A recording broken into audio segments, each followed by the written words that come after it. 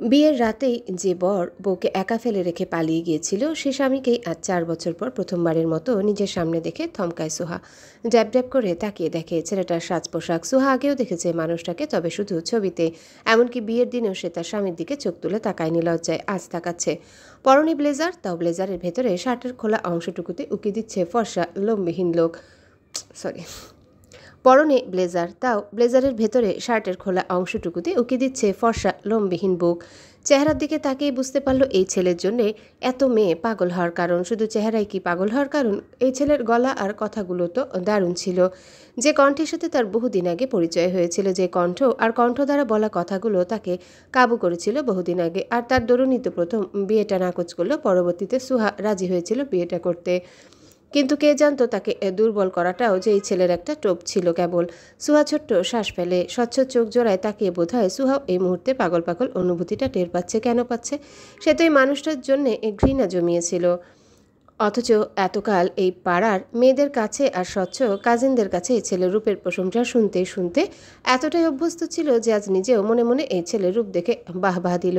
কিন্তু মনের ঘৃণাটুকু তো মুছে ফেলবার নয়। তাই তো এতকাল পর স্বামীকে কাছে থেকে দেখেও এক প্রকার এড়িয়ে চলে যেতে লাগলো সে। অথচ পুরোপুরি এড়িয়ে যেতে না যেতেই দেখতে পেল সুন্দরী এক মেয়েকেও, সাথে দুইজন ছেলেও। মেয়েটা স্বচ্ছর হাত জড়িয়ে এক প্রকার ঠোঁট বাঁকিয়ে বলে উঠল, স্বচ্ছ, মনে হচ্ছে তোর বাবা মা আজ বাসায় নেই। আমরা বরং আজকের দিনটা তোর ফ্ল্যাটেই কাটাতে পারি, বল। সুহা নীরবে মেয়েটার হাত ধরা দেখল, গা জ্বলে উঠল যেন। নিজে গিয়ে মেয়েটার গালে চর বসাতে মন চাইল, অথচ পারল না। স্বচ্ছ ততক্ষণে তাকালো মেয়েটার দিকে, হাত ছাড়িয়ে বিরক্ত সুরে বলল, ফ্ল্যাটে কাটালে আমি কষ্ট করে নিজের বাসায় আসলাম কেন?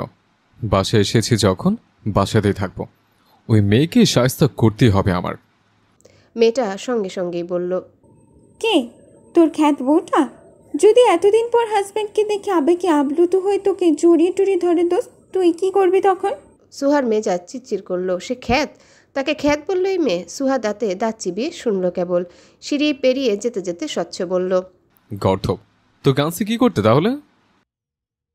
সোহা বুঝলো স্বচ্ছ কথাটা ওই মেয়েটাকে বলেছে এবং কেন এনেছে তাও বুঝলো। তবে নিজ স্বামীর সাথে এহেন সুন্দরী নারীর কথোপকথন তার সহ্য হলো না। রাগে নাক ফুলে উঠল। আরেকবার তাকিয়ে দেখলো মেয়েটাকে। ইচ্ছে হলো ঘর মোটকে দিতে, অথচ কিছুই করলো না। সুন্দরভাবে নজর সরিয়ে সিঁড়ি পেরিয়ে যেতে লাগলো। আর ঠিক তখনই স্বচ্ছ তাকে উদ্দেশ্য করে বলে উঠল, এই যে মিস, শুনছেন? এই বাসায় কেউ নেই আজ। এই বাসায় কেউ নেই আজ। তাহলে দেয়া কেন বলতে পারেন? সুহার রাগে দাঁত কিরমির করছিল। একটু হলেই যেন স্বচ্ছকে সে রাগে ঝলসে দেবে, অথচ সুহা সে রাগে ছিটাফোঁটাও প্রকাশ না করে শান্ত হয়ে দাঁড়ালো। ভ্রু কুচকে ঘাড় ঘুরিয়ে স্বচ্ছর দিকে তাকালো পাশে ছেলে মেয়েগুলোর দিকেও। পর মুহূর্তে টান টান স্বরে উত্তর দিল, না, এই বাসার পুত্রবধূকে আজ দেখতে আসছে তো ছেলেপক্ষ, তাই সবাই রেস্টুরেন্টে গিয়েছে। ওখানেই হবে দেখা দেখি। বুঝিনি তো, আশেপাশে পাড়া প্রতিবেশী যদি পাত্রপক্ষের কান ভাঙায় সেই কারণেই। স্বচ্ছ টনক নড়ল। পুত্রবধূ তার নিজেরই বউ? এই কারণে মেয়েটা তাকে শেষ 2 সপ্তাহ জ্বালাচ্ছে কল করে, ডিভোর্সের হুঁশিয়ারি দিচ্ছিল। স্বচ্ছ বিস্ময় নিয়ে বলল, এই বাসার পুত্রবধূ মানে কোন পুত্রবধূ? সুহা উত্তর দিল, একটাই তো পুত্রবধূ এই বাসার, জানেন না? ছেলে তো একটা অকর্মা, তাই ছেলের বাবা মা ভাবলো ছেলের বউয়ের নতুন করে আরেকটা বিয়ে দিক। স্বচ্ছর পাশে দাঁড়িয়ে থাকা বন্ধুটাও বিস্ময় নিয়ে বলল, কত বড় সাহস মেয়েটার, দেখেছিস? কত বড় সাহস! আমার এত সুন্দর বন্ধুকে ভুলে ওই মেয়ে নতুন সংসার বাঁধার স্বপ্ন দেখছে। চলো না মহি। স্বচ্ছর অপর বন্ধু স্বচ্ছর কাঁধে হাত দিয়ে দাঁড়ালো, চাপা হেসে বলল, বন্ধু, পাখি তো ফুরুত হয়ে যাচ্ছে। এই তোর বউর ভালোবাসা? আমরা ভাবলাম তোর বউ তোকে ভালোবাসে, গলায় ঝুলে পড়বে, আর এখন দেখি বউ নিজেই তোকে ছেড়ে দেওয়ার জন্য প্রস্তুত। স্বচ্ছ বন্ধুদের সামনে এহেন অপমান মেনে নিতে পারল না। দাঁতে দাঁত চিবিয়ে বলে উঠল, মেয়েরে গাল লাল করে দেবো মেয়ের। আমি না জানি বিয়ে করে শখই বা জাগলো কি করে মেয়ের। ভাগ্যিস এতকাল কোন এক গোপন গুপ্তচরের কাছে বউয়ের এসব অবদ্ধতার খবর পেতাম। এখন তো দেখছি সত্যি মেয়েটা অবদ্ধ হয়ে গেছে। সুহা মনে মনে হাসে। গোপন গুপ্তচরটাও যে সে নিজেই, এটা ভেবে পেট ফেটে হাসি পায়, অথচ সামনাসামনি হাসে না। কৌতূহল দেখিয়ে জিজ্ঞাসা করল, আপনার বউ নাকি ভাই? বাধ্যগত বউ ছিল আপনার? বাধ্যগত বউ ছিল না, তবে আমার জন্য পাগল ছিল। 1 ঘন্টা কথা না হলে পাগল পাগল ব্যবহার করতাম। সত্যি তো সুহা পাগল পাগল আচরণ করত। বিয়ের আগে একটা মাস সময় দিয়েছিল কেবল, স্বচ্ছতাতে সুহা গলে জল হয়ে গিয়েছিল। নতুন নতুন প্রেমে পড়ে সে কি পাগলামি! অথচ দুঃখের বিষয় হলো তাদের সরাসরি একটাবারও দেখা হয়নি। প্রথমে তো সুহাই বিয়েটা নাকচ করে ছেলের মুখ দেখতে চায়নি, পরবর্তীতে স্বচ্ছ ইগো নিয়ে মেয়েকে দেখেনি, শুধু একটা চ্যালেঞ্জ নিয়েছিল যেই মেয়েকে সে তার প্রেমে পাগল করে ছাড়বে। অবশেষে পাগল করেছিল, বিয়েও করলো, তারপর সে নিজেই ছেড়ে দিয়ে বদলা নিল মেয়েটার উপর। সুহা ভেবে দুঃখ পেল, কঠিন স্বরে বলল। কি করে বুঝলেন যে পাগল ছিল? স্বচ্ছ হেসে উত্তর দিল। কারণ আমি পাগল বানিয়েছিলাম তাকে। এখন বলুন, আমার বাসা সবে কোথায় তা জানেন? জানলে ফটাফট বলুন। সুহার মেজাজ খারাপ। তার উপর স্বচ্ছের এহেন প্রশ্ন পছন্দ হলো না, রুড়ো স্বরে বলল। এই বাসায় কে কখন থাকবে তা জানার দায়িত্ব নিশ্চয়ই আমি নিয়ে রাখিনি। বলুন, বাসায় কেউ আছে নাকি নেই না জেনে কোথা থেকে টপকে এসেছেন? এসেছেনই যখন আগে থেকে বলে আসেননি কেন? দ্বিতীয় কথা, কারো কাছে কিছু জিজ্ঞেস করলে সুন্দরভাবে জিজ্ঞেস করবেন। এমন উত্তর পেয়ে স্বচ্ছর মুখটা বোধহয় চুপসে গেল। সুহার দিকে চেয়ে সরু চোখে চাইলো একবার। মেয়েটাকে আগে কখনো দেখেছে বলে মনে পড়ছে না তার। মনে মনে ভেবেই নিল যে হয়তো বাসার ভাড়াটিয়া হবে এই মেয়েটা। এবারে সুন্দরভাবেই বলল। আমি এই বাসার মালিকের ছেলে। আপনি কি জানেন ওনারা কোথায় গেছেন? সুহা আগের মতোই মেজাজ খারাপ দেখিয়ে বলল। বাসার মালিকের ছেলে বলে কি আমি আপনাকে আলাদা সম্মান করব ভাবছেন? স্বচ্ছ ভদ্রতা দেখিয়েও যখন ভদ্র উত্তর পেল না, তখনই বিরক্ত হয়ে বলে উঠল। না করলে আপনাকে বাসা থেকে বের করে দেবে, বেয়াদব মেয়ে। সুহা ভয় পাওয়ার ভান ধরে বলল। বের করে দিবেন? বাহ, ভয় পেলাম আমি। স্বচ্ছ দাঁতে দাঁত চেপে প্রশ্ন ছুড়ল। কি মনে হচ্ছে বের করতে পারবো না আপনাকে? আপনি বের করে দিলেই বা আমি বের হয়ে যাব কেন? টাকা দিয়ে আছি, এমনি এমনি তো আর থাকছি না ভাই। আজাইরা পেঁচাল বাদ দিন তো। কথাগুলো বলেই মুখ কেমন করে নিচে নেমে গেল সুহা। স্বচ্ছ আর ওর বন্ধুরা চেয়ে থাকলো কেবল বোকার মতো। স্বচ্ছ তো বিড়বিড় করে বলল। এই মেয়ে নির্ঘাত আমার বইয়ের থেকে ট্রেনিং প্রাপ্ত বেয়াদব। স্বচ্ছ পাশের বন্ধুটা তখন হেসে বলল। কিন্তু মেয়েটা সুন্দর দোস্ত, প্রপোজ করলে দোষ হবে না নিশ্চয়ই। ছেলেটা কথা বলার পরপরই স্বচ্ছর পাশে দাঁড়িয়ে থাকা মেয়েটা এবারে বলে উঠল। কাকে প্রপোজ করবি? এই মেয়েরে? সমস্যা কি করলে? তোরে তো আর তোর আব্বাই আমার সাথে বিয়ে টিয়ে দিবে না, তাই না?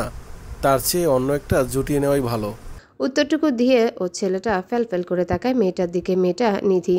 বাকি দুইজন ছেলে হলো আবির আর সাদাফ, তিনজনই স্বচ্ছর বন্ধু। স্বচ্ছ কেমন করে তাকাতে নিধি কেঁপে তাকালো সাদাফের দিকে। আবার বল। বলল। সাদাফ এই পর্যায়ে বিড়বিড় করেই বলল। কিছু না, চল স্বচ্ছর বউকেই খুঁজতেই আপাতত। স্বচ্ছ হতাশ। সে এসেছিল মেয়েটাকে সায়স্তা করতে, আবারও নিজের প্রেমে হাবুডুবু খাইয়ে মেয়েটাকে গোল দিতে। অথচ এখানে এসেই শুনছে মেয়ে ফুরুত হয়ে যাচ্ছে তার খাঁচা থেকে। স্বচ্ছ ঠোঁট ফুলিয়ে শ্বাস ফেলে একটা নাম্বারে মেসেজ করলো। পরপরই ওই নাম্বার থেকে কল এলো। স্বচ্ছ কল তুললো। ওপাশ থেকে মেয়েলি কণ্ঠে ভেসে এলো। এটা কি আপনার বাংলাদেশি সিম নাকি মিস্টার অস্বচ্ছ? যাই হোক, আমার টানে অবশেষে দেশে এসে পড়লেন দেখে খুশি হলাম আমি। বিয়েতেও এভাবেই চলে আসবেন। স্বচ্ছ চাপা রাগ হলো। কেন জানি না মেয়েটাকে এখন কষে থাপ্পড় দিতে পারলে শান্তি লাগতো তার। তবুও টান টান স্বরে শীতল রাগ দেখিয়ে বলে উঠল। স্বচ্ছর থেকে সব মেয়ে আগ্রহ নিয়ে ঝোঁকে সুহাসিনী। অনাগ্রহ দেখানোর সাহস দেখানি পর্যন্ত কেউ। সে জায়গায় তুমি আমার বউ হয়ে আমায় ছেড়ে অন্য কাউতে ঝুঁকবে? আমারই অপমান আমি চুপচাপ মেনে নেব ভাবলে কি করে সুহাসিনী? সুহা তাচ্ছিল্যের হাসি হাসে, ঠোঁট বাঁকিয়ে বলে উঠে। খুব অহংকার আর নিজের সৌন্দর্যের। আমি কিন্তু আগেও আপনার সৌন্দর্যের প্রেমে পড়িনি অস্বচ্ছ সাহেব। আপনার কণ্ঠের আর কথার প্রেমে পড়েছিলাম। স্বচ্ছ বাঁকা হেসে শুধায়। এবারে সৌন্দর্য প্রেমেও পড়বে, আপাত মস্ত সব কিছুর প্রেমে পড়বে। এমনভাবে প্রেমে পড়বে যে আমায় ছাড়ার কিছুই বুঝবে না। সুহা হাসে, উত্তরে বলে। সুহা নিজের অপমানের শোধ নিজে নিতে পারে মিস্টার অস্বচ্ছ। সৌন্দর্য দেখেই গলে যাব অতটাও হ্যাংলা ভাববেন না আমায়। তাহলে দেখবেন নিজের জালে নিজেই ফেসে যাবেন। প্রতিশোধবশত একটা মেয়েকে বিয়ে করে তারপর তাকে একা ফেলে চলে যাওয়াটা মেয়েটার জন্য কতটা অপমানজনক তা স্বচ্ছ আজও বুঝেই উঠতে পারেনি। বরাবরই একটা বাউন্ডুলে ছেলে স্বচ্ছ। নিজের মর্জি মতো চলে এসেছে সবসময়। সে বাউন্ডুলে স্বচ্ছ নিজের বিয়ে করা বউকে যেখানে কোনোদিনও দেখেইনি, সেখানে না দেখে না চিনে সে না দেখা বউকে খুঁজে বের করতে ব্যস্ত হয়ে পড়বে, এই প্রত্যাশা করাটাই বোধহয় ভুল। স্বচ্ছ নিজের অদেখা বইয়ের উপর একটা চাপা রাগ দমিয়ে রেখেই ছাদে গিয়ে দাঁড়ালো। সাথে সাথে আসলো নিধি, সাদাফ আর আবিরও।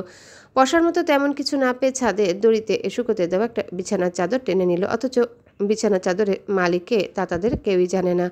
অজানা মালিকে সে বিছানা চাদর নিয়ে অনুমতি না নিয়ে ছাদের খসখসে ফ্লোরে বিছিয়ে নিল চারজনে, তারপর বসে পড়ে সেভাবেই বিশ্রাম করলো অনেকটাক্ষণ। অবশেষে দুপুর হতেই খিদের জ্বালায় খাবার অর্ডার করলো চারজন মিলে। খাবার আধা ঘন্টার মধ্যে চলেও আসলো। তারপর খাওয়া শেষে নিধি ছাদে দেখতে দেখতেই চুইংগাম চিবিয়ে বলল, বাবা, তোদের ছাদখানে দেখছি ফুলে ফুলে ঝকঝক করছে দোস্ত। তোর বউয়ের বিয়ের ফুল বোধহয় এখান থেকেই কালেক্ট করা হয়ে যাবে বল।